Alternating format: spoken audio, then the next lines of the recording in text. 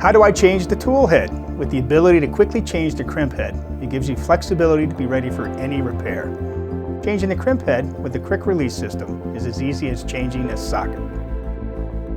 To swap out the crimp head, follow these easy steps. Open the handles by squeezing them once completely so that they are fully open. You apply light pressure with your fingers from the top and the bottom. This releases the snap-in hooks and they pop out. Now the crimp head is easy to remove. Installing a new crimp head is just as easy. Here too, the handles must first be opened fully. Make sure that the handle hooks are clear. Take the crimp head and push it into the handle with a slight squeeze. Move the handle hooks towards the crimp head, allowing them to connect. Cycle the tool to ensure that it's functioning properly. That was quite easy and fast, wasn't it?